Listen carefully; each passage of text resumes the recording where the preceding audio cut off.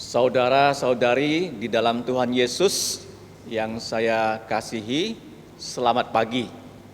Sebelum kita memulai pelajaran firman Tuhan di pagi hari ini, mari kita masuk di dalam doa dulu.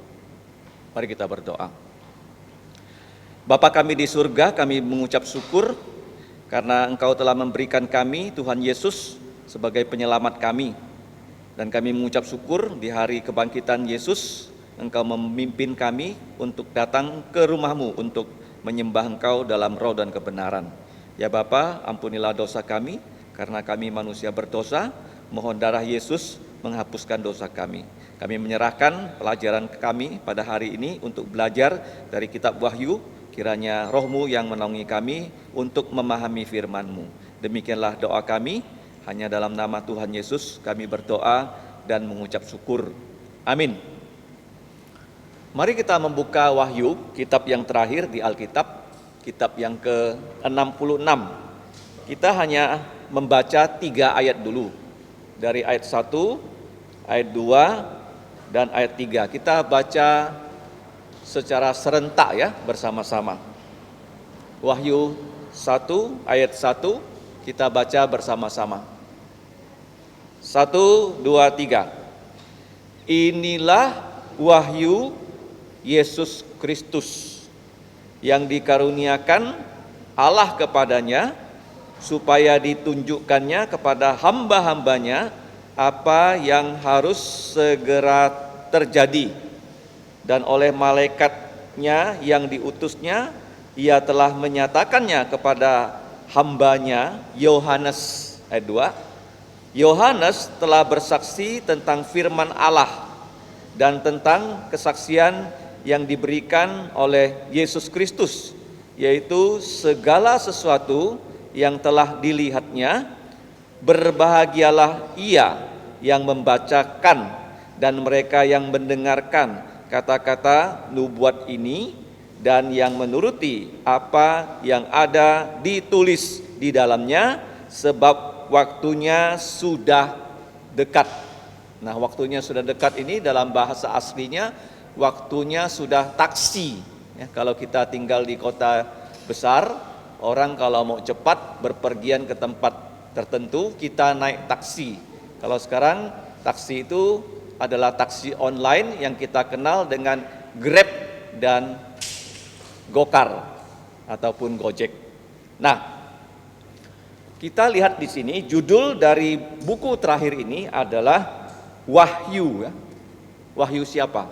Wahyu Yesus Kristus. Nah, dari ayat 1 sampai ayat 3 kita akan belajar ya. Apa itu yang disebut wahyu? Orang Indonesia banyak yang bernama Wahyu, bukan? Nah, kata wahyu dalam bahasa aslinya atau bahasa Yunani itu adalah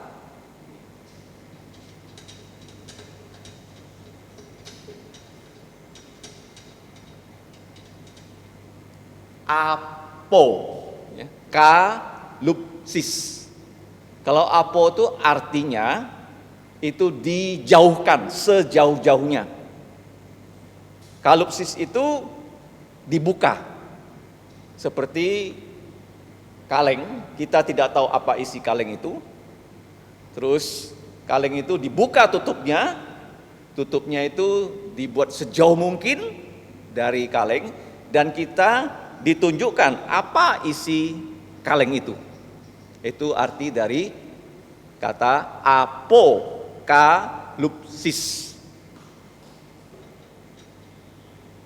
Dari 2 kata. Nah, kalau kita lihat di sini, ini adalah wahyu Yesus Kristus.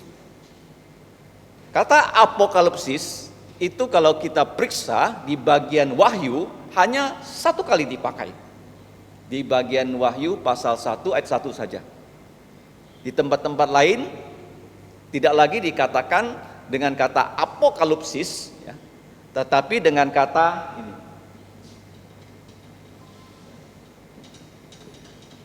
profet, ya, profet ataupun nabi, ataupun ini nubuat.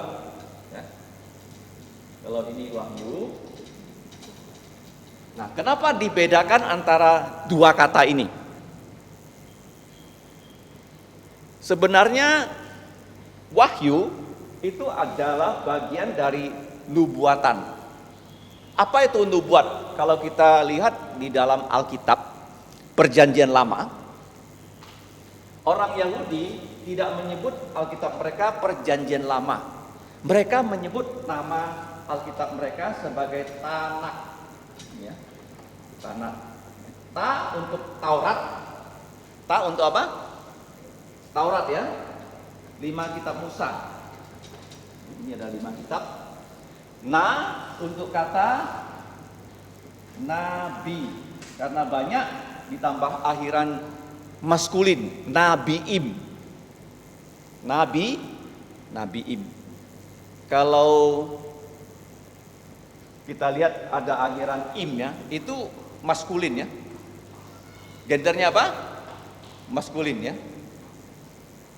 Nah, kalau kita lihat kata kedua itu kata nabiim, kitab para nabi. Kitab apa? Para nabi ya. Kemudian yang terakhir ini ketubim ya. Ketubim. Nah, ini disebut tulisan-tulisan. Kalau kita membaca Alkitab bahasa Ibrani, kitab yang terakhir itu bukan kitab Malaki ya. Kitab apa tuh?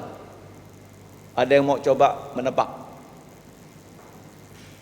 Kalau kamu baca Alkitab dalam bahasa Ibrani ya, bukan bahasa Indonesia, bukan bahasa Inggris, bukan bahasa Mandarin.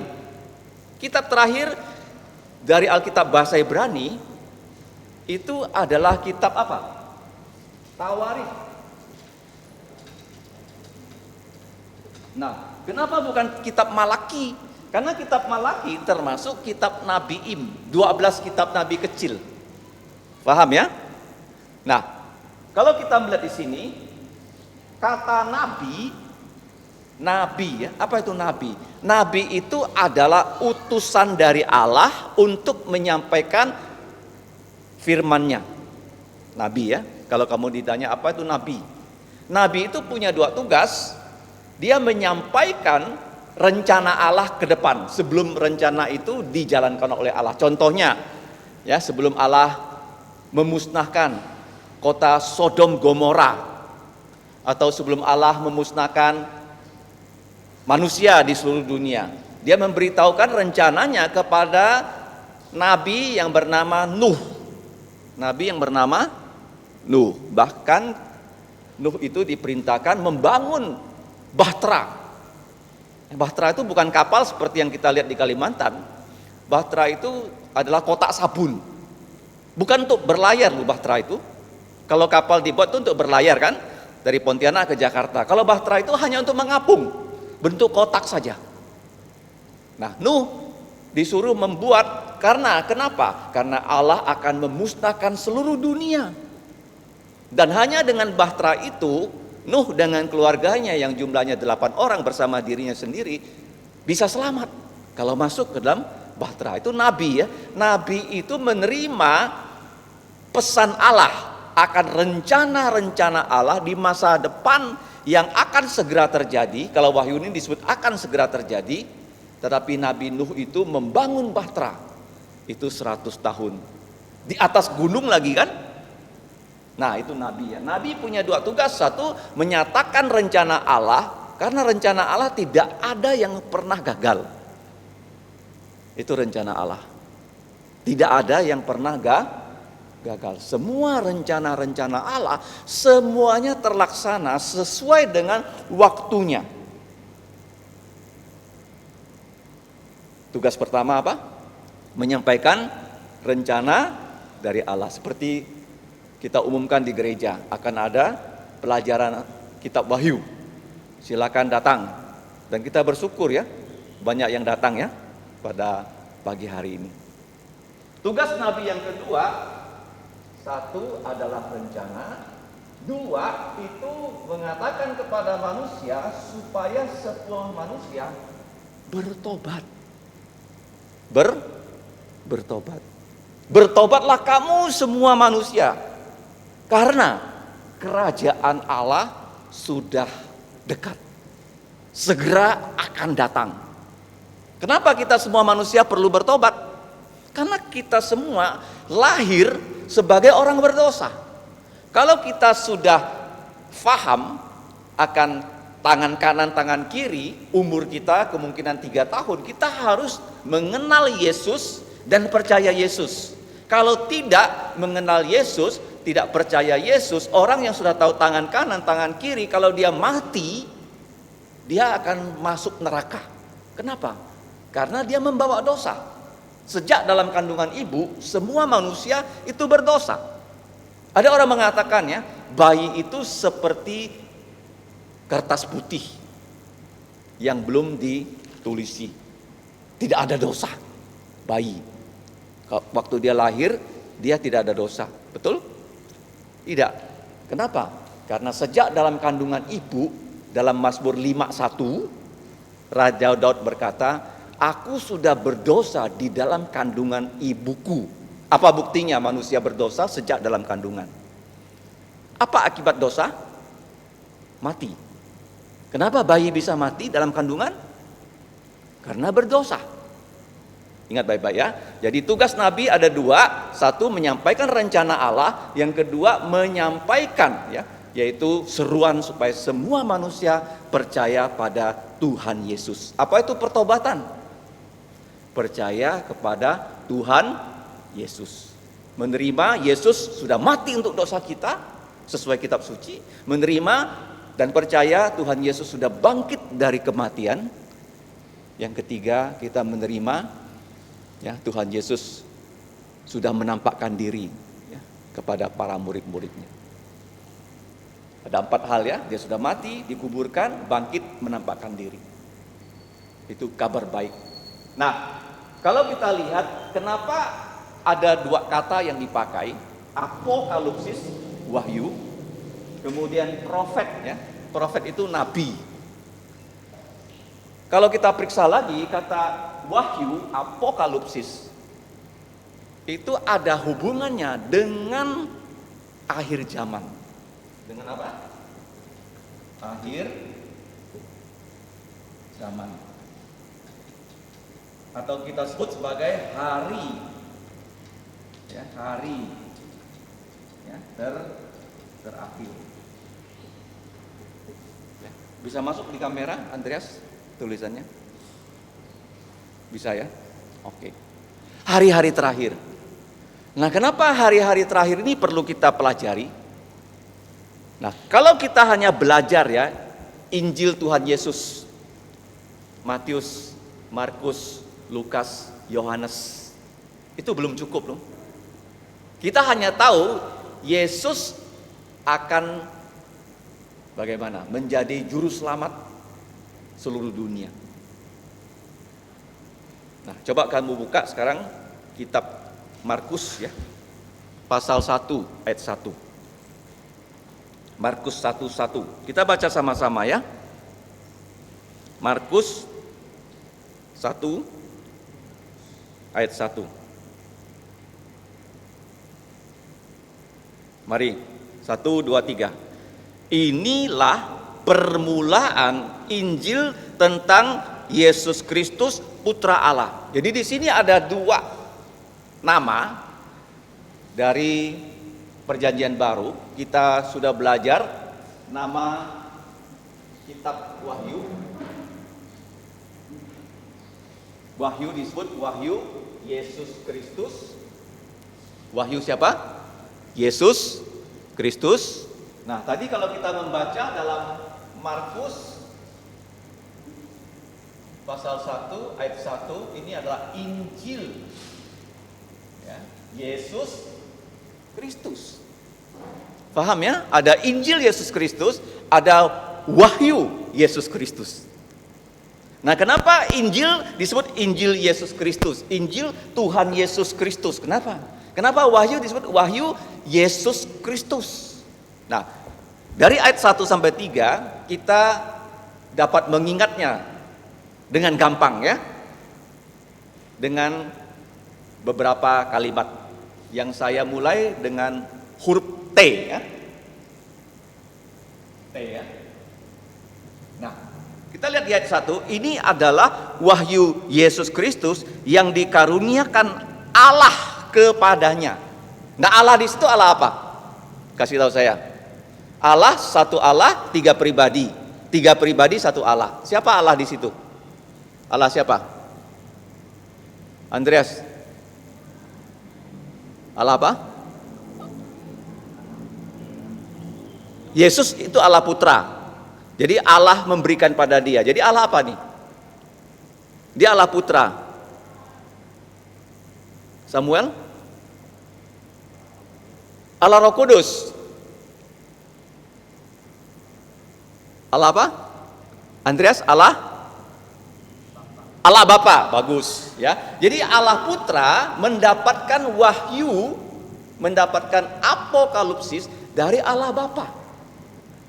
Paham ya? Jadi di sini kita sebut sebagai tugas ya dari Allah Bapa kepada Allah Putra. Itu yang pertama tuh. Nah, kenapa kita sebut tugas dari Allah Bapa kepada Allah Putra? Karena Allah Putra itu Tuhan Yesus Kristus, dia hanya mengerjakan apa yang Bapaknya perintahkan. Satu ya, dia hanya mengajarkan apa yang Bapaknya suruh dia katakan. Nah, perintah apa saja yang Tuhan Yesus terima dari Allah Bapa, yaitu menyelamatkan manusia pilihan Allah Bapa sebelum dia menciptakan langit dan bumi dan segala isinya. Jadi Tuhan Yesus menerima tugas dari Allah Bapa. Tugasnya itu kalau kita lihat dalam Alkitab, tugas Tuhan Yesus yang pertama menjelma menjadi manusia. Tadi kita membaca yaitu Injil Yesus Kristus. Kabar baik bahwa Yesus menjadi juru selamat manusia. Dia adalah Allah yang maha tinggi, Allah yang tidak terbatas, menjelma menjadi manusia. Minggu yang lalu saya sudah katakan ya, alam semesta ini begitu besar loh. Matahari yang kita lihat kecil dari bumi itu sebenarnya 1,3 juta kali lebih besar daripada bumi. Minggu lalu saya sudah khotbahkan, kalau matahari ini kita sama besarkan dengan Alkitab ini, maka bumi ini hanya satu titik. Bumi apa? Satu titik loh, kecil. Kalau manusia tuh di dalam bumi lebih kecil daripada virus. Mengerti? Kita sangat-sangat kecil. Tetapi kamu ya, jangan tidak mengerti, demi kita supaya tidak masuk neraka. Yesus yang maha tinggi bersedia menjadi manusia, menyelamatkan kita. Dia menjadi manusia, hidup di bumi ini 33,5 tahun. Itulah yang disebut apa? Injil Yesus Kristus, Putra Allah menjadi putra manusia. Sama-sama sebut ya. Apa itu Injil? 1, 2, 3. Putra Allah menjadi putra manusia supaya anak-anak manusia yang percaya kepada Putra Allah dapat diangkat menjadi anak-anak Allah. Ayo kita ulangi apa itu Injil ya. Putra Allah menjalma menjadi manusia supaya setiap anak manusia yang percaya kepada Putra manusia atau Putra Allah dapat diangkat menjadi anak-anak Allah. Nah, kalau kita membaca Injil, 4 hal kan? 1, Kristus sudah mati untuk dosa kita. Kedua, dia sudah dikubur. Ketiga, dia sudah bangkit pada hari ketiga, pada hari Minggu. Yang keempat, dia menampakkan diri. Jadi Injil Matius, Markus, Lukas, Yohanes mengatakan tugas itu sudah selesai. Dan Yesus yang tugasnya sudah selesai, dia naik ke sorga dan duduk di sebelah kanan Allah Bapa. Saya bertanya pada kamu, ayat mana yang mengatakan Yesus naik ke sorga duduk di sebelah kanan Allah Bapa? Kalau kamu baca Injil Lukas pasal 24, Kisah Rasul pasal 1, Waktu dia naik ke sorga, dia memberkati muridnya. Tetapi di mana perjanjian lama yang mengatakan kepada kita setelah Yesus selesai menyelamatkan manusia, dia harus naik ke sorga. Coba kita buka kitab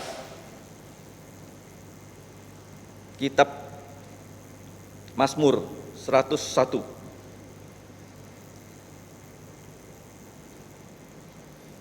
Pasal 1 ayat 1. Mazmur 110 ayat 1. Gampang ingat ya. Mari kita baca 1-3. Mazmur Daud, demikianlah firman Tuhan kepada Tuanku. Terus, duduklah di sebelah kananku sampai kubuat musuh-musuhmu menjadi tumpuan kakimu. Jadi Tuhan Yesus sudah naik ke sorga, duduk di sebelah kanan Allah Bapa. Dia sedang menunggu kapan waktunya datang ke bumi untuk menaklukkan musuh-musuhnya, supaya nama musuh-musuhnya itu yang ditulis di dalam telapak kakinya semuanya dia kalahkan. Musuh yang Yesus sudah kalahkan sebelum dia naik ke sorga itu apa namanya? Musuh semua manusia. Kematian. Ya, sudah dia kalahkan. Nah, dia kenapa sekarang belum datang? Tadi dikatakan dia segera datang. Kenapa? Tuhan Yesus datang kedua kali ke bumi ini ada dua syaratnya. Satu, dia menunggu jumlah orang yang percaya Yesus jumlahnya sudah genap. Contohnya begini ya. Seandainya di keluarga kamu ada yang belum percaya Yesus. Saya kasih contoh. Saudari Justina sudah percaya Yesus. Tapi suaminya kan belum kan? 10 tahun yang lalu. Betul nggak? Nah, padahal dia harus percaya Yesus. Kapan saudara Asim percaya Yesus? Kapan mulai percaya Yesus? Sudah berapa tahun?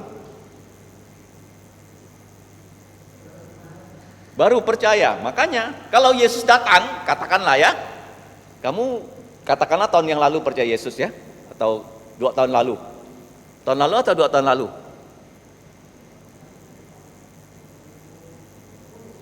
2020 baru percaya Yesus. Kalau Yesus datang tahun 2019, bagaimana terjadi dengan dia? Kalau dia tidak percaya Yesus, dia binasa kan? Makanya kenapa Yesus belum datang? Jumlah orang yang percaya Yesus belum lengkap. Paham ya? Jumlah orang yang percaya Yesus belum lengkap. Kemungkinan suami kamu, kalau dia datang tahun 2020, suami kamu belum percaya Yesus. Padahal dia orang pilihan, dia harus percaya. Katakanlah tahun 2025. Yesus akan datang setelah setiap orang yang di dalam buku kehidupan sudah percaya Yesus, itu percaya, baru dia datang. Itu yang pertama ya. Karena Tuhan punya satu buku. Bukunya apa namanya? Buku kehidupan. Di situ nama-nama orang yang harus percaya Yesus, semuanya sudah percaya Yesus datang. Itu yang pertama. Yang kedua, jumlah orang yang dibunuh karena Tuhan Yesus. Itu angkanya pun harus lengkap. Jadi di sini kita lihat inilah wahyu ya, Apokalipsis Yesus Kristus. Yesus itu adalah Tuhan juru selamat. Kamu bertanya, kenapa tidak ada nama Tuhan? Kalau kamu menemukan kata Yesus, Yesus itu artinya apa? Tuhan menyelamatkan kita. Kenapa? Karena kita tidak bisa menyelamatkan kita. Manusia tidak bisa menyelamatkan manusia. Manusia hanya bisa selamat melalui Yesus. Melalui siapa? Yesus. Yesus itu terdiri dari dua kata ya. Tuhan, juru selamat. Apa itu Kristus? Putra Allah menjadi putra manusia, dia menjadi Yesus Kristus. Kristus itu artinya nabi. Ya, ini ya. Kristus punya 3 jabatan. Nabi, imam, raja. Ya, nabi, imam, raja. Ya, kalau kita singkat bisa NPR atau Nira ya. Kristus itu bahasa Yunani, kalau bahasa Ibraninya itu Mesias. Kalau bahasa Arabnya itu Masih. Al-Masih, 2 kata ya. Al-Masih. Masih itu Mesias, yang diurapi artinya. Dia menyampaikan firman, dia adalah nabi seperti Musa. Seperti siapa? Musa ya. Yesus sebagai nabi seperti Musa. Yesus imam seperti Melkisedek. Ya, Melkisedek. Yesus adalah raja seperti Raja Daud. Ya, jangan lupa ya. Nanti itu bisa difoto ya. Nanti kamu pindahkan ke buku. Kalau kamu belajar tanpa mencatat, itu biasanya 3 hari sudah hilang. Tetapi kamu belajar, kamu mencatat, belajar itu 4R ya, ingat ya. 4R ya. Yang pertama apa? Baca, read. Ya, baca ya. Yang kedua, record, catat. Yang ketiga, harus review. Yang keempat, relate, laksanakan. Apa itu belajar? 4R ya. Baca, terus catat, pelajari kembali, dan laksanakan. Nah, kita melihat di sini, yang pertama, Allah Bapa mengaruniakan kepada putranya tentang apa? Kalau kamu lihat di sini, segala sesuatu yang telah dilihat oleh Yohanes, ya, menurut apa yang dikatakan dalam kitab nubuat ini, ya, sebab waktunya sudah dekat. Nah, yang pertama, tugas dari Allah Bapa memberitahukan kepada siapa di sini? Ya, kepada Allah Putra, supaya Allah Putra sampaikan kepada hamba-hambanya. Nah, kata hamba di sini itu dalam bahasa Yunani itu adalah doulos. Ini kata penting loh. Kenapa kita menjadi anak Tuhan banyak sebutan ya? Kita menjadi anak Tuhan disebut murid Yesus karena harus belajar. Yang kedua, kita disebut anak-anak Allah. Kenapa kita disebut anak-anak Allah? Karena kita lahir baru. Satu ya. Kenapa kita disebut anak-anak Allah? Karena kita akan mewarisi ya, bumi baru, Yerusalem baru. Anak kan biasanya mendapatkan warisan. Nah, kenapa kita disebut sebagai hamba, budak, doulos? Ya, di zamannya kitab Perjanjian Baru, begitu banyak budak loh. Budak itu adalah orang yang dijual di pasar.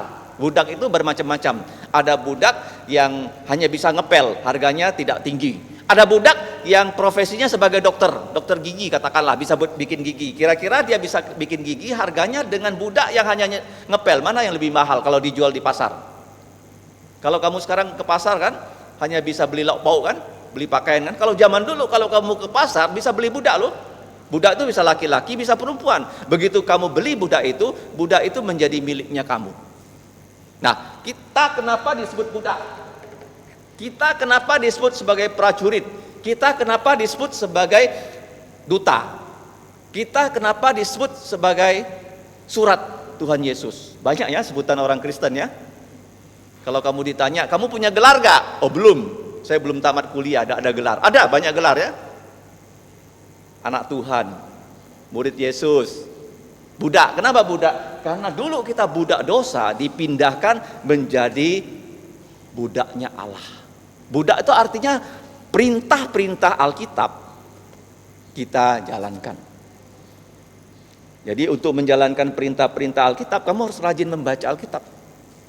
Kalau kamu tidak rajin membaca Alkitab, kamu nggak tahu perintah Tuhan untuk kamu apa. Ya, jadi Allah Bapa menyerahkan ya wahyu tentang akhir zaman.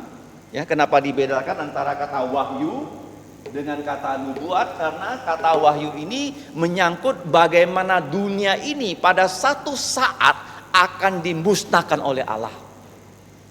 Akan dimusnahkan. Bagaimana cara Allah memusnahkan dunia ini? Kalau kita baca wahyu pasal-pasal terakhir, dia akan membakar bumi ini. Dia akan membakar ya orang-orang yang tidak percaya, roh jahat yang tidak percaya dalam danau api selama-lamanya. Dan langit bumi yang sudah dibakar oleh Allah ini akan lenyap, tidak ada matahari, tidak ada lagi laut, dan dia membuat ya bumi baru, langit baru, bumi baru, dan Yerusalem baru. Dan kita semua anak-anak Tuhan akan tinggal di dalam itu ya, kota Yerusalem baru. Jadi tugas dari Allah Bapa dia serahkan kepada Allah Putra. Yang kedua, ya, Tuhan Yesus, dia meneruskan wahyu ini kepada ya, tujuh gereja. Kepada siapa? Tujuh gereja. Melalui siapa? Kamu lihat ya, kalau gereja itu ada gembala-gembala sidangnya, melalui seorang yang merupakan ya saksi yang setia akan firman Allah dan saksi yang setia dari Tuhan Yesus. Nama dari saksi itu adalah Yohanes. Siapa dia? Yohanes. Tetapi Yohanes tidak langsung menerimanya, tetapi dia mendapatkannya melalui siapa? Para malaikat. Paham ya? Jadi di pasal 1 ayat 1 sampai 3 kita sudah belajar bahwa wahyu Yesus Kristus diberikan oleh Allah Bapa kepada dirinya supaya disampaikan kepada hamba-hambanya apa yang harus segera terjadi. Nanti kita akan bahas tuh, apa artinya yang harus segera terjadi ya. Kalau Tuhan mengizinkan, ya minggu depan kita lanjutkan lagi. Karena waktunya sudah setengah jam kita belajar, mari kita berdoa. Bapa kami di surga, kami menyerahkan pelajaran yang sudah kami pelajari. Kami mohon Roh-Mu yang kudus menolong kami untuk memahaminya. Sehingga apa yang dapat kami serap pada saat ini, kiranya kami mau merenungkan firman-Mu setelah kami selesai dari kelas ini. Bantulah kami ya Bapa, supaya kami lebih mengerti akan firman-Mu. Demikianlah doa kami Bapa, dalam nama Tuhan Yesus kami berdoa dan bersyukur. Amin.